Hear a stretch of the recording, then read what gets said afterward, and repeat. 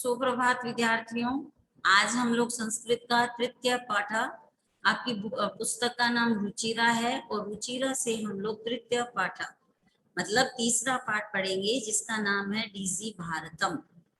DG Bharatam अर्थात आपको जैसे कि ये चैप्टर जो है आधुनिकता को जोड़ते हुए लेखक ने इसकी रचना की है। कैसे आधुनिकता से जोड़ते हुए कैसे की? देखो, डीजी भारतम मतलब इंडिया जो है वो डिजिटल है। आज वर्तमान में अगर हम इंडिया को कहें तो डिजिटल इंडिया है ना, सब चीजें डिजिटल चल रही है।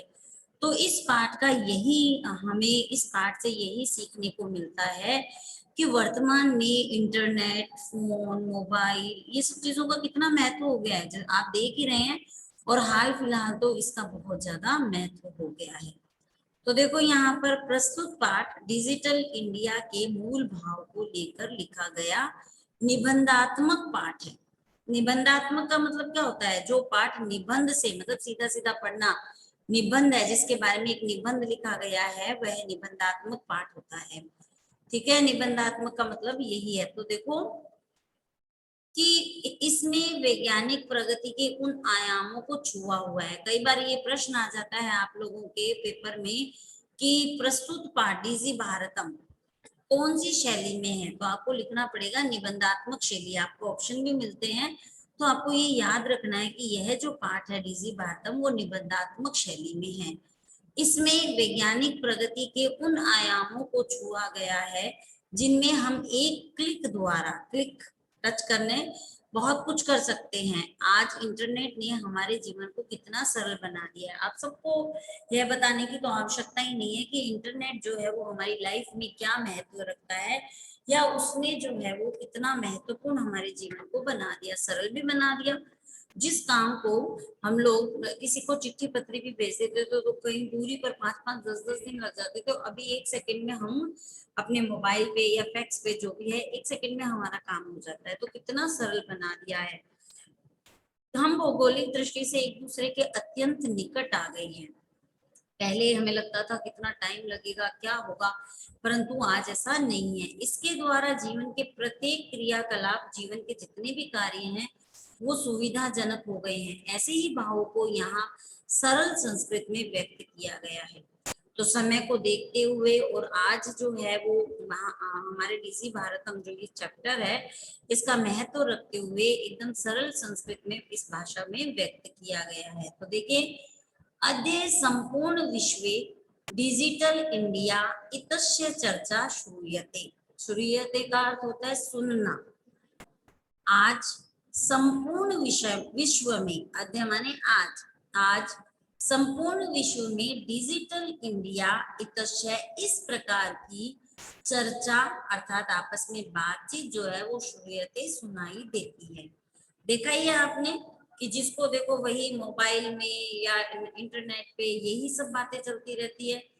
तो आज संपूर्ण विश्व में अर्थात इस पूरे संसार में डिजिटल इंडिया इतस्य चर्चा श्रूयते इस प्रकार की चर्चा सुनाई देती है। अस्य पदस्य क भावे इति मनसी जिज्ञासा उत्पद्यते। बिल्कुल सरल है। संस्कृत जब आप पढ़ोगे तो इनके वर्ड के जो मीनिंग है वो बिल्कुल अपने आप आने लग जाते हैं, बस थोड़ा सा ध्यान देने की जरूरत होती है। जब तक आप जैसे कि कोई मान लीजिए कोई काम हम करते हैं उसमें अगर हमारा ध्यान ही नहीं होगा, हम कैसे सीखेंगे उस चीज को? नहीं सीख सकते ना, तो ध्यान होना बहुत जरूरी है। अश्य पदस्य क्या भाव है, इस पद का क्या भाव है, अर्थात ये जो बात सुनी है इस पद का क्या भाव है, मतलब क्या कहना चाहते हैं। इति मनसी जिज्ञासा उत्पद्यते। इति इस प्रकार से मनसी, मनसी माने मन में, जिज्ञासा, जिज्ञासा मतलब जागरूकता है ना, उत्पद्यते उत्पादित होती है या जिज्ञासा होती है। काल परिवर्तनेन सह मानवस्य आवश्यकता अपि परिवर्तते।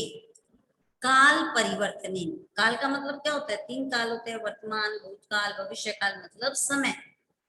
तो समय परिवर्तन के सह माने साथ में, काल परिवर्तनेन सह समय परिवर्तन के साथ मानवस्य मानव की आवश्यकता अपि आवश्यकता भी परिवर्तते परिवर्तन हुई है।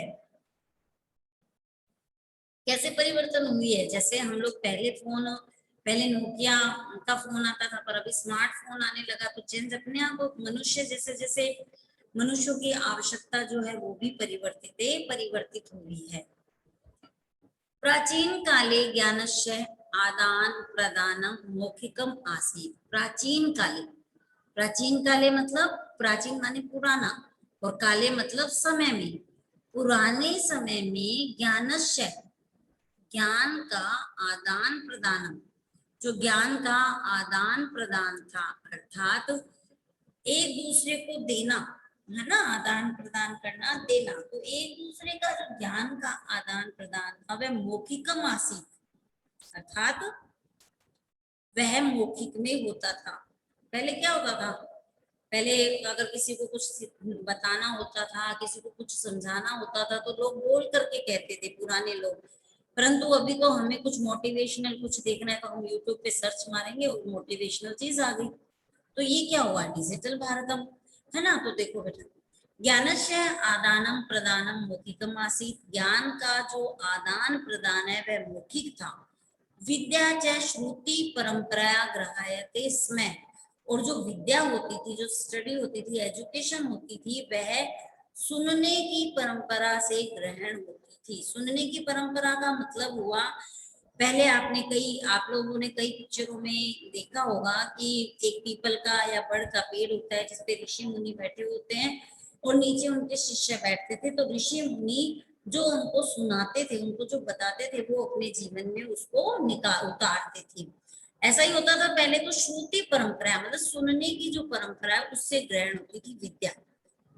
अनंतरम उसके बाद, अनंतरम मतलब उसके बाद में ताल पत्रों ऊपरी, जो ताल का पत्र होता है, भोजपत्र ऊपरी, और जो भोजपत्र होता है लेखन कार्यम आरब्धम, उस पे लेखन कार्य प्रारंभ किया। तो आपने कभी कभी देखा होगा महाभारत में, रामायण में, कि जो वो लिखते थे तो एक लकड़ी की होती थी और तुलिका, जिसे बोलते तुलिका, वो होती थी, और उससे वो फिर पत्रों के ऊपर लिख लिख के संदेश को भेजते थे। तो पहले क्या था, सुनने की परंपरा थी, और उसके बाद में जो है भोजपत्र और ताल पत्र के ऊपर जो है लेखन कार्य आरब्धम, आरब्धम मतलब प्रारंभ हुआ।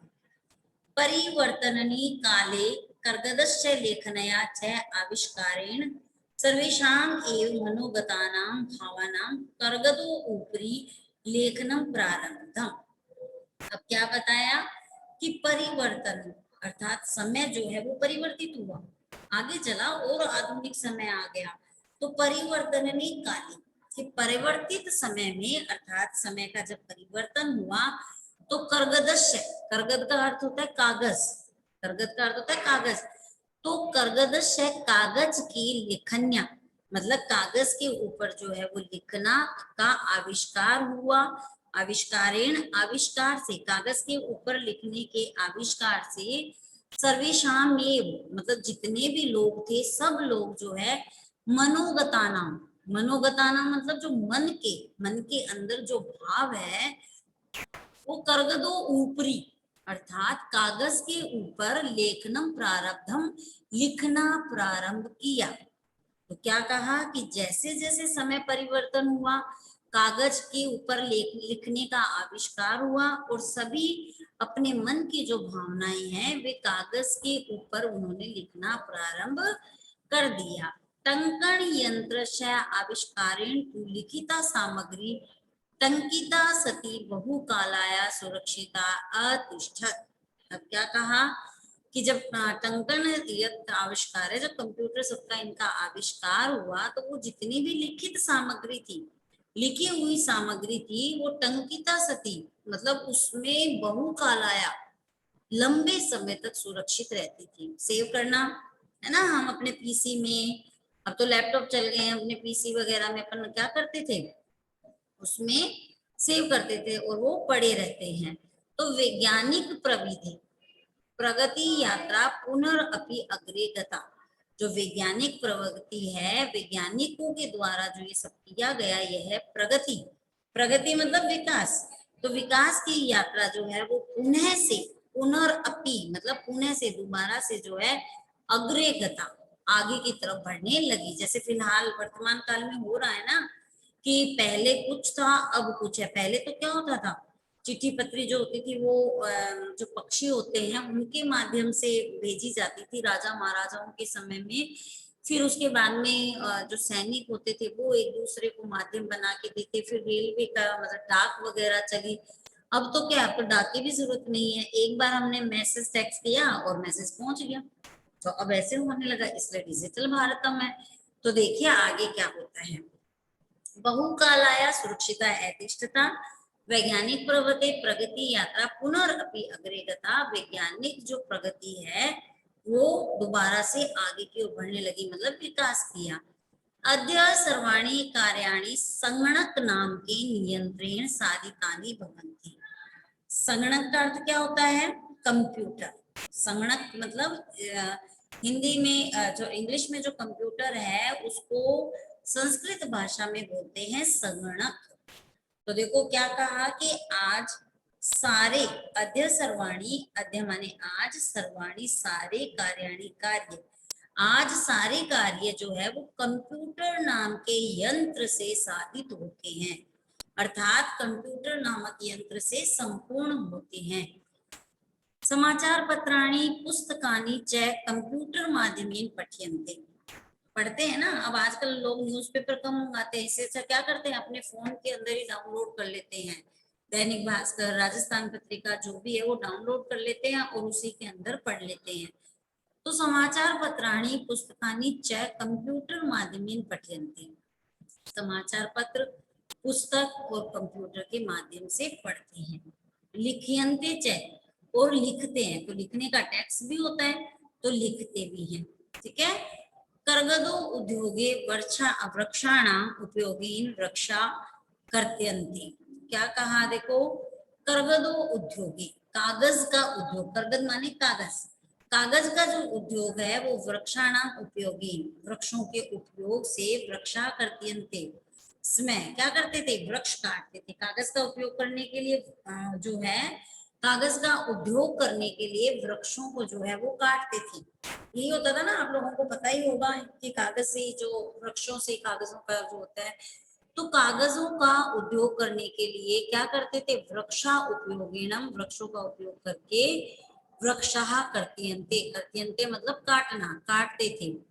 परम संगणस्य, परंतु कंप्यूटर के अधिकाधिक प्रयोगी, कंप्यूटर के अधिक से अधिक प्रयोग से क्या हुआ, वृक्षाणाम कर्तने न्यूनता भविष्यति, न्यूनता मतलब कमी, तो वृक्षों का कटना जो है उसमें कमी हो गई है। समझ गए बात कि कंप्यूटर का अधिक से अधिक प्रयोग होने से वृक्ष को काटना कम हो गया है।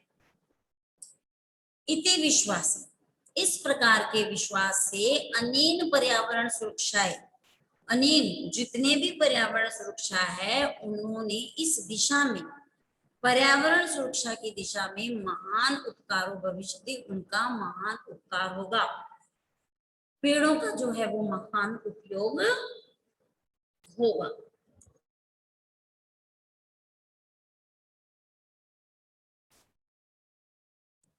तो देखिए हमने यहाँ तक पढ़ा कि अनेन पर्यावरण सुरक्षाया दिशि महान उपकारो भविष्यति, कि जब कंप्यूटर का अधिक से अधिक प्रयोग होगा तो क्या होगा, इसके प्रयोग से वृक्षों की जो कर्तनम अर्थात उनको काटने में जो है न्यूनता भविष्य की कमी होगी। जब कंप्यूटर लोग ज्यादा यूज करेंगे तो मतलब कागज का कम उपयोग करेंगे, और जब कागज का कम उपयोग करेंगे तो वृक्षों की कटाई भी जो है वो कम हो जाएगी।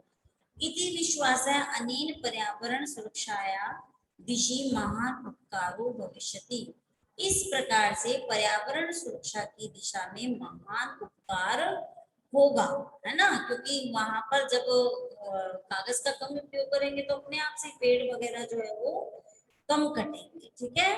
आगे देखो, अधुना आपने वस्तु क्रयार्थाम रूप्यकाणाम अनिवार्यता न अस्ति। आज सिर्फ इतना सा मैं आपको ऐसे ही बताऊंगी, फिर आप लोग मुझे कल इसका अर्थ बताएंगे कि किस वस्तु, किस वर्ड का कौन सा अर्थ है। कि आजकल जो है दुकानों में जब हम वस्तुओं को खरीदते हैं तो उसके रुपए की आवश्यकता नहीं होती, मतलब जेब में हम पैसे भर के नहीं लेके जाते हैं, ना हम अपना पर्स लेके जाते हैं, बल्कि डेबिट कार्ड, क्रेडिट कार्ड आदि जो है वो सब रुपयों का स्थान ग्रहण कर चुके हैं। अब आप लोग मुझे बताएंगे कि कैसे कर चुके हैं, ये आपका होमवर्क है। और बैंक आदि में भी जो सारे कार्य, जितने भी कार्य होते हैं वो किससे संपादित होते हैं, कंप्यूटर से। सब कुछ कंप्यूटर में फीड होता है। और जो मुद्रा विनिमय, मतलब जो कैश जो कैशलेस ट्रांसलेशन होता है, ये सब सहायक होते हैं। तो इसके बारे में कल हम बात करेंगे हमारे अध्याय में, तो और कंप्यूटर ने हमें क्या क्या सुविधाएं दी हैं और किन किन क्षेत्रों में हम लोग जो है आगे बढ़े हैं, क्यों भारत को डिजिटल भारत, डीजी भारतम, हमारे चैप्टर का नाम है डीजी भारतम, तो क्यों कहा गया, इसके बारे में आप लोग स्टडी कीजिए, अध्ययन कीजिए और बताइए। और ऐसी क्या चीजें होती हैं जिससे कि हमें अब जो है बेनिफिट्स होने लगे हैं। तो आज का हमारा चैप्टर जो है हम यहीं पर एक बार इसको विराम देते हैं और अगले अध्याय में हम इसको पूर्ण करेंगे। आप लोग सब घर पे सेफ रहिए, अपना ध्यान रखिए।